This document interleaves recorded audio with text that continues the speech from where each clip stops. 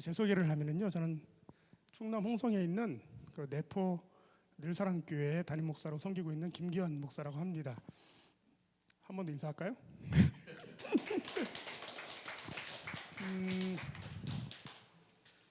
이름 들어서 아시겠지만 제 이름 유명한 이름 아닙니까? 이름만요, 이름만. 이름은 유명한데 아마 그렇게 유명한 연주자는 아닙니다. 제가 색소폰을 배우게 된 계기가 있는데요. 지금 색소폰 배운 지가 횟수로 하면 한 5년쯤 된 것 같아요. 우리가 코로나가 있었지 않습니까? 그죠? 코로나 때 색소폰을 처음 잡았습니다. 그때 색소폰을 잡게 된 계기는 이제 코로나 때 여기도 마찬가지지만 이제 교회에서 예배를 드릴 수가 없었잖아요. 다 이제 집합 금지 뭐 해가지고 우리 교회는 그 당시에 모든 성도들을 다 교회에 나오지 말라고 그랬거든요. 100% 영상 예배로 드리도록 그렇게 안내를 했습니다. 왜 그랬냐면 어떤 분은 나오실 수 있는 분이 있고 또 어떤 분은 나올 수 없는 분들이 있었는데, 예를 들면 직장 때문에 나올 수가 없는 분, 또 놓여진 상황과 환경 때문에 나올 수 없는 분, 이런 분들이 좀 있었거든요. 나오고 싶어도 못 나오시는 분들이죠. 그러니까 그런 분들은 나오고 싶어도 못 나오는데 또 나오신 분들은 또 나와서 그래도 나와야지 하는 이 한마디에 혹시 상처받으실까 봐 아예 다 나오지 말라 그랬었어요. 근데 문제는 뭐냐면은 제가 이제 예배를 인도하다 보니까 찬양도 저 혼자 카메라 앞에서, 설교도 카메라 앞에서 혼자 이렇게 하다 보니까 그 텅 비어 있는 예배실의 그 모습이 가슴이 아팠습니다. 그리고 또 상황상 아무것도 할 수 없는 상황이었잖아요. 뭐 사역 해왔던 모든 일들, 뭐 성도님들이 교회에 계시질 않으니 할 수도 없고 할 필요도 없는 그런 수많은 사역들.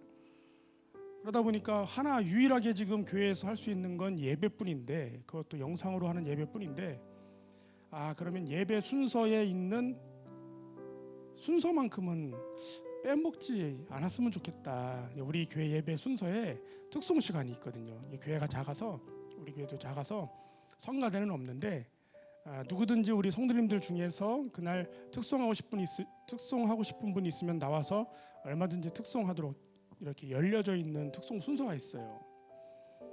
근데 이제 성도님들 안 계시니까 특송도 계속 못 하는 거죠. 그래서 그래, 어차피 혼자 다 해먹는 거 예배 순서 가운데 특송도 그럼 내가 하자. 나밖에 없으면 나라도 하자. 하나님 앞에 예배하는데 순서까지 빼먹지 말자.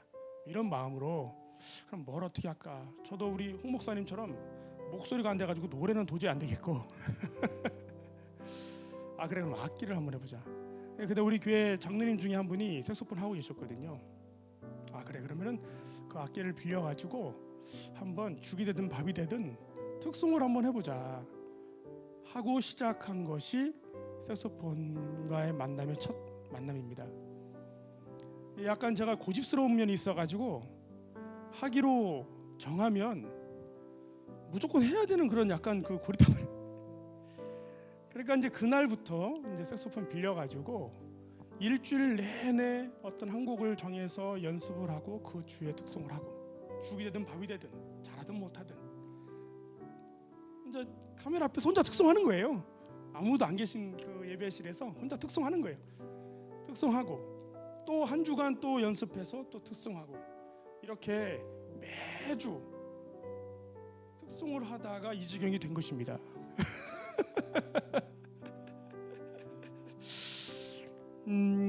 그래서 그 당시에 제 주변 저를 잘 아는 지인들과 또 목사님들, 친구들이 저한테 막 그랬어요. 김 목사 진짜 대단하다. 야, 김 목사는 역시 고난을 기회로 삼는구나. 야, 진짜 대단한 줄 알았는데 이렇게 대단할 줄 몰랐다 하면서 주변에서 어찌나 막 칭찬을 하는지. 근데 사실은요, 그렇지가 않습니다. 제가 처음 특송했던 수많은 곡들을 얼마나 많이 했겠어요. 한 코로나가 2년 정도 지속됐잖아요. 처음부터 한 건 아니었고 한 중간부터 했으니까 한 1년 반 정도로 그렇게 혼자 특성을 했는데, 그 수많은 곡들 중에 당시에 제 심정을 가장 잘 표현한 곡 하나를 골라본다면 아마 이 곡이지 않을까 싶습니다. 다음 들려드릴 곡은 광야를 지나서라고 하는 곡입니다. 함께 가사를 보시면서 제 심정이 어땠을지 한번 짐작해 보시기 바랍니다.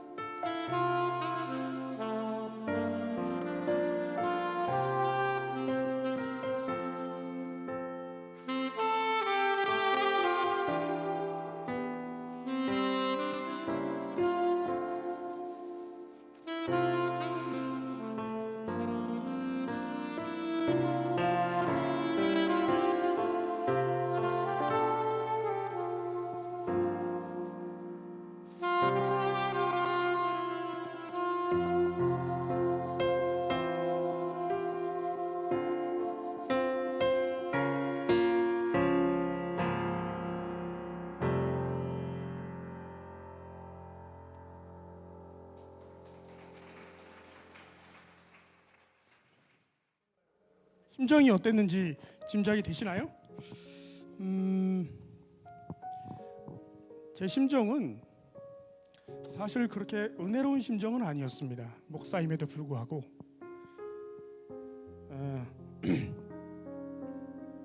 광야를 걷는 것 같았거든요.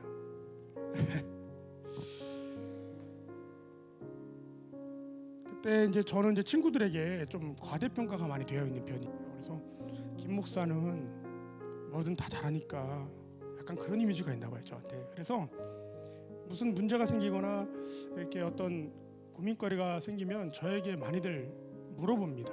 김 목사는 어떻게 하냐고요. 근데 그때 코로나 때도 연락이 진짜 많이 왔어요. 김 목사 교회는 어떻게 해? 방송은 어떻게 해? 영상은 어떻게 해? 주일학교는 어떻게 해? 운행은 어떻게 해? 사실 저의 대답은 한결같았습니다. 나도 몰라. 어떻게 해야 될지 모르겠어.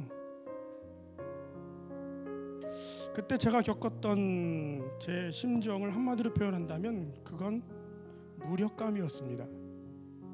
진짜 할 수 있는 것이 아무것도 없었어요. 또 저는 그런 제 모습을 도무지 용납할 수가 없었습니다. 야, 이거 큰일 났다.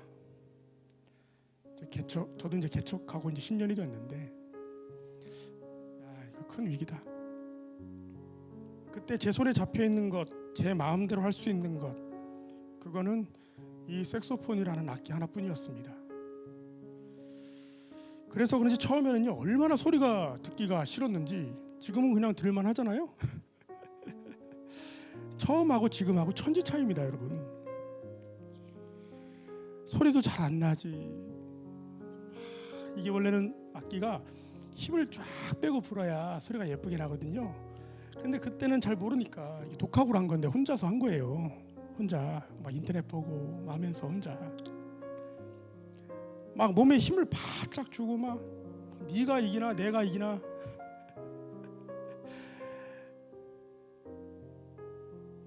온갖 불평, 불만, 또 제가 화가 많아요. 막 화를 막 그 답답한 심정으로 색소폰과 싸웠던 것 같아요. 제 색소폰이 그 당시 저의 화풀이 대상이었습니다. 그래, 씨, 네가 이기나. 코로나는 어떻게 안 되고, 너 잘 만났다. 내가 한번 너를 이겨버리라.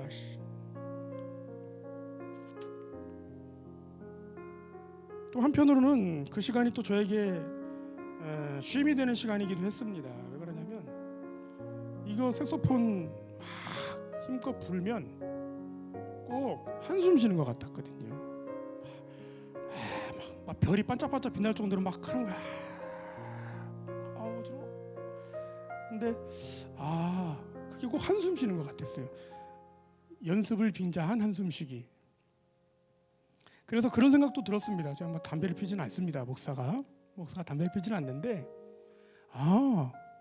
이게 어려워서 이게 담배 피시는 분들이 이런 마음으로 담배 피나? 이렇게 답답하니까 담배를 하고 이렇게 내뱉으면 그게 가슴이 좀 뚫리나? 그런 생각도 들었어요. 그런데 그런 제 속도 모르고 주변 사람들은요 저한테 그랬습니다. 진짜 김 목사 광야길을 막 찬양으로 걷는다면서 막 칭찬하고 네 정말 김 목사 같은 사람 못 봤다면서.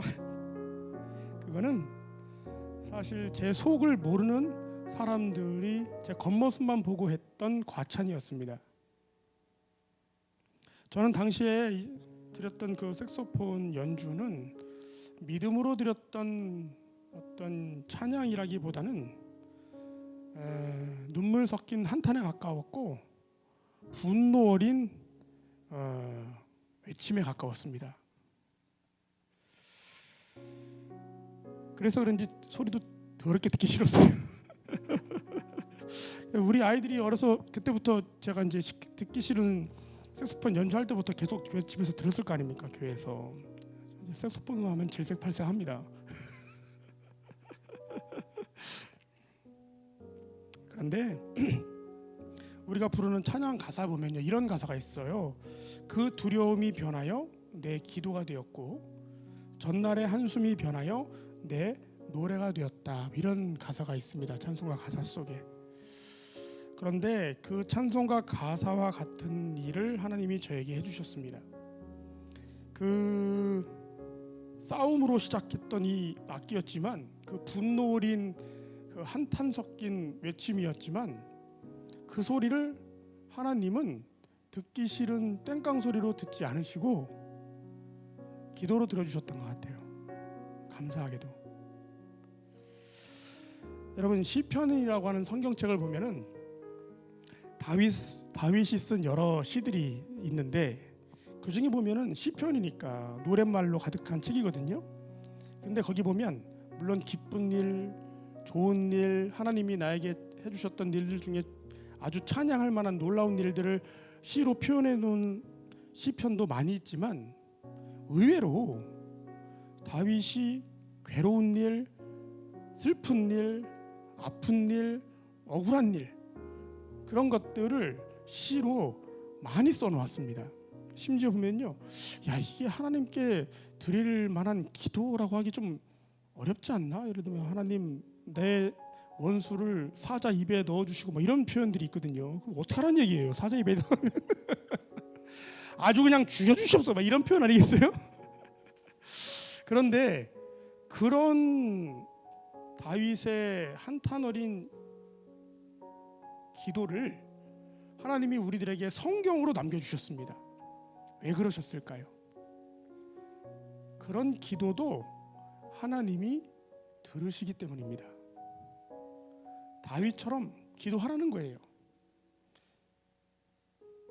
우리들의 그 한숨 섞인 기도를 하나님이 들어주신다는 겁니다.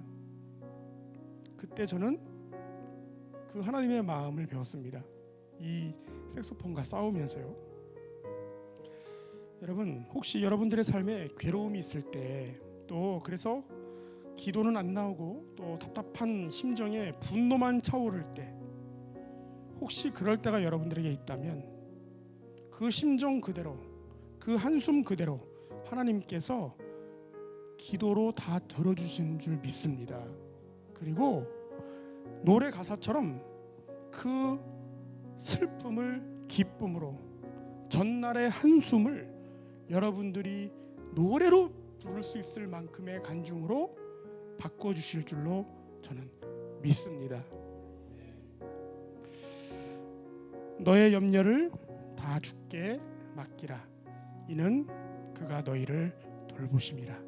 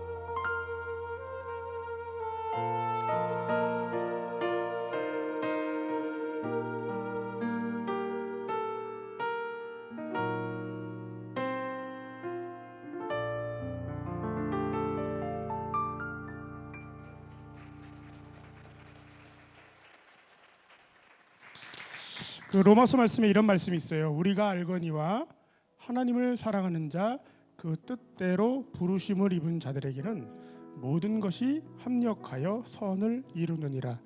제가 참 좋아하는 말씀입니다. 우리 하나님은요 어떻게 일하시는 분이냐면 모든 것을 합력하여 선을 이루시는 분입니다. 여기서 저는 이 모든 것이라는 말을 너무 좋아해요.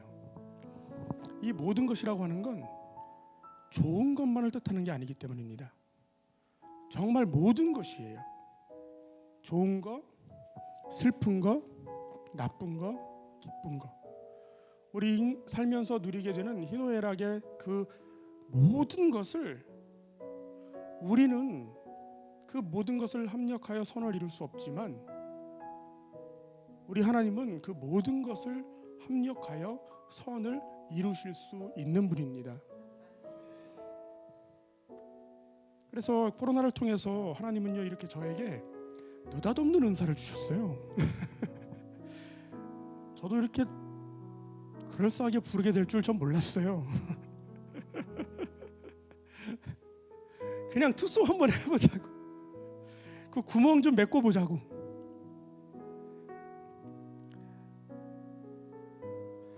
우리들이 살아가는 삶 속에서 특히 하나님께 속해 있는 사람들에게 저는 개인적으로 흑역사는 없다고 생각하는 사람 중 하나입니다.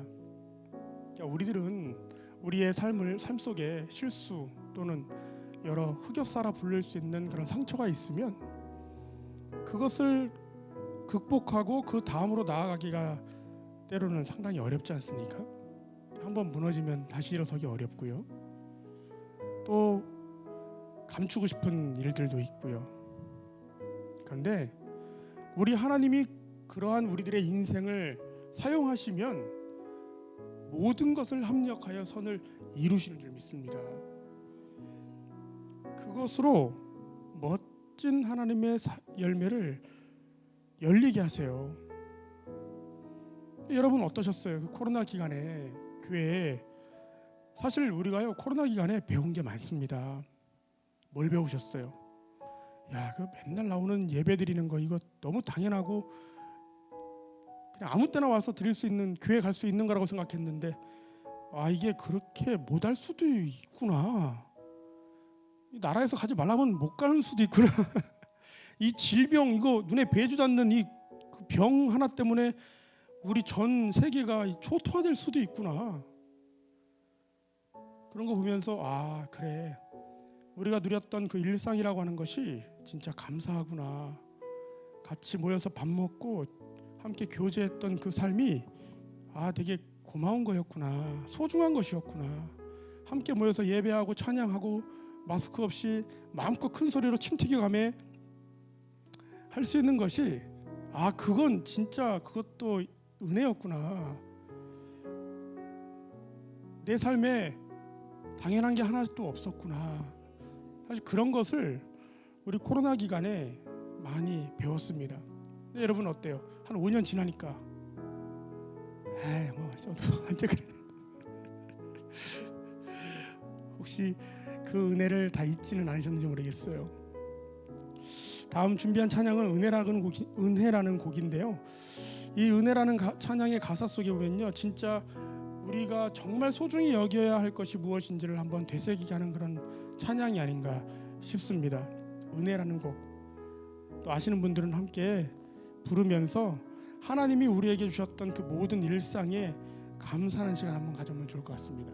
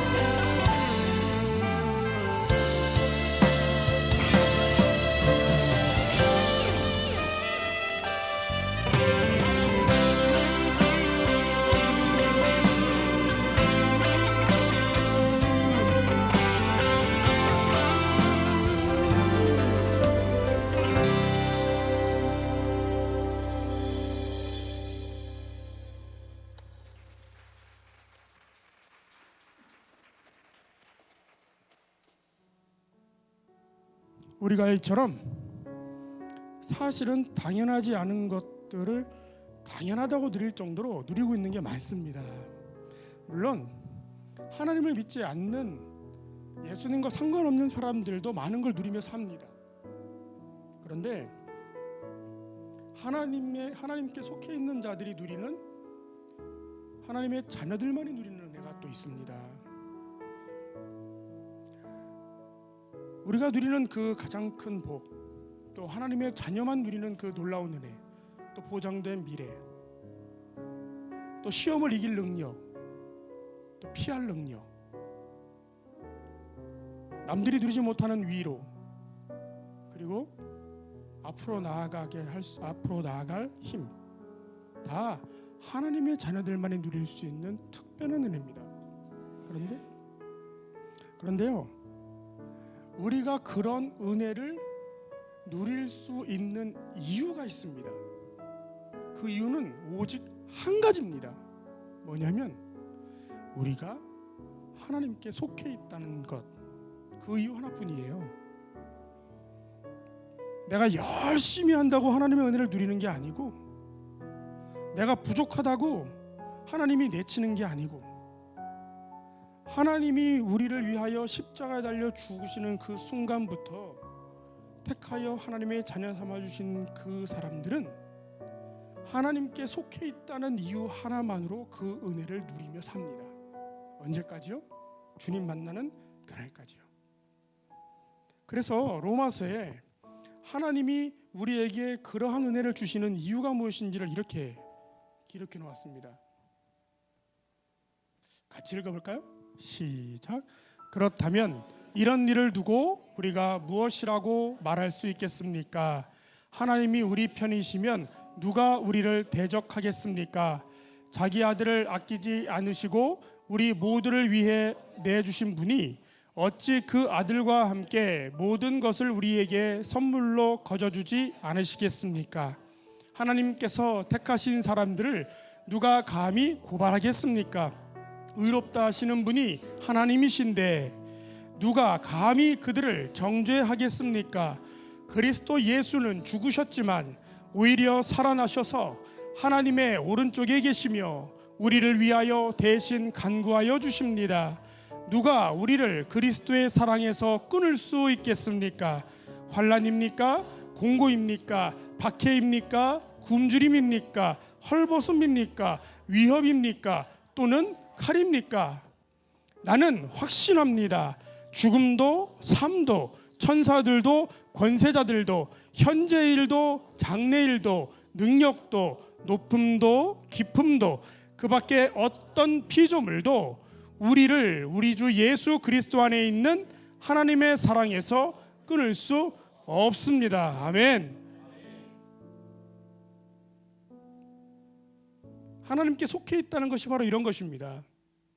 우리를 위하여 자신의 아들까지도 내어주실 만큼 우리를 사랑하시기 때문에 우리를 끝까지 지키시는 것입니다. 어떻게요? 모든 것을 합력하여서요. 고난도, 슬픔도, 아픔도, 기쁨도 합력하여 여러분들에게 은혜가 되게 하실 줄 믿습니다. 그러니 여러분 힘내시기를 바랍니다. 사실 제가 이렇게 앞에 나와서 연주하면 대단해 보일 수 있는데 대단하게 보지 마세요. 제가 대단해서 이렇게 연주하고 있는 것이 아닙니다, 여러분. 제가 드리고 싶은 간증이에요. 제가 열심히 해서 연주를 잘하게 된 게 아니라고 저는 생각하는 거예요.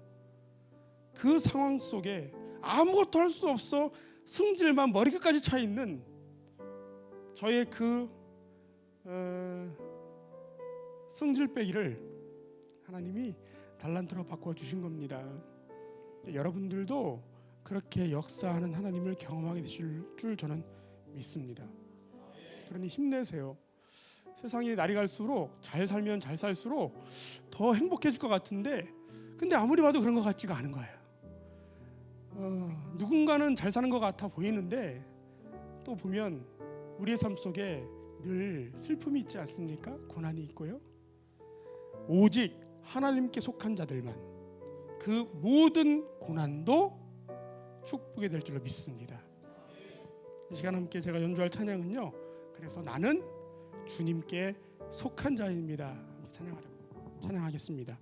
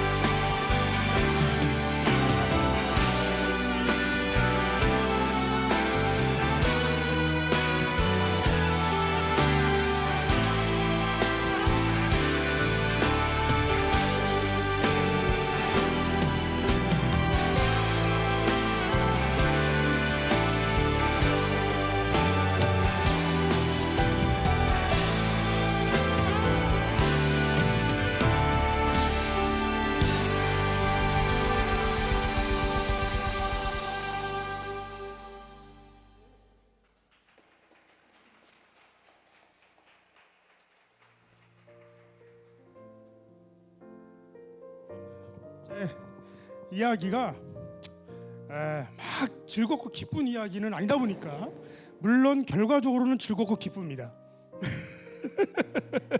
그러나 과정이 즐겁고 기쁜 건 아니었기 때문에 고난의 현장을 걸어왔고 또 그 과정 속에 있었기 때문에.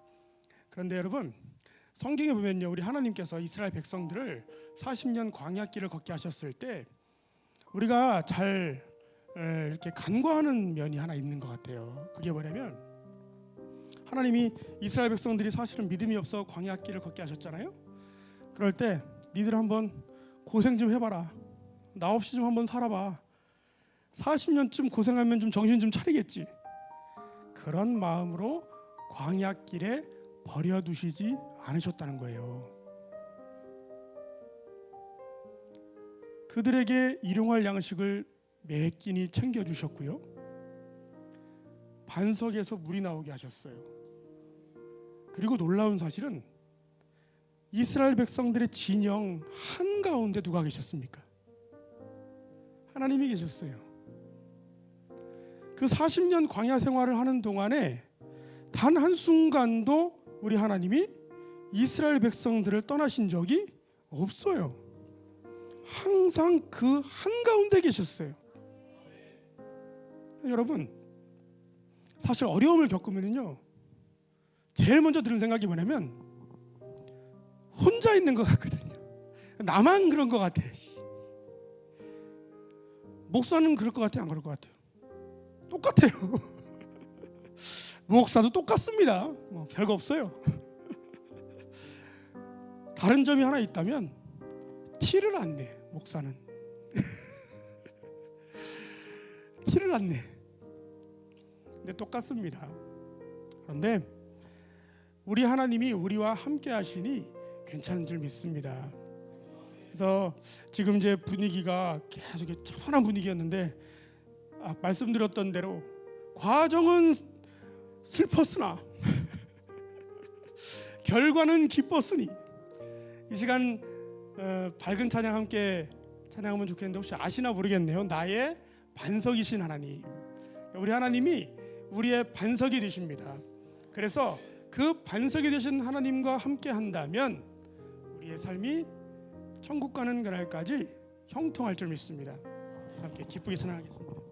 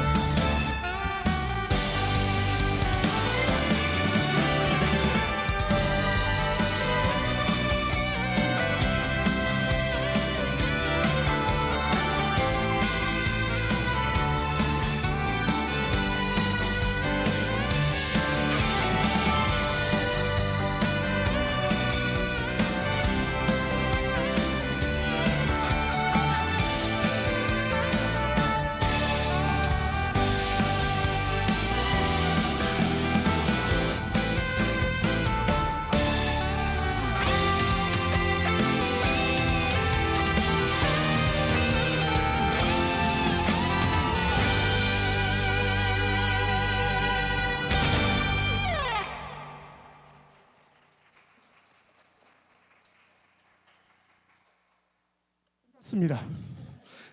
숨이 찹니다. 앵콜이 있습니다. 원래는 앵콜 안 하는데 앵콜 나중에 한다고 해놓고선 안 하는 거. 내 입에서 앵콜 나오게 하면 어떡합니까? 타이밍이 안 맞아요. 그래서 모든 행사에는 그 합이 맞아야 되는데 잘해라. 제때 안 했다. 너.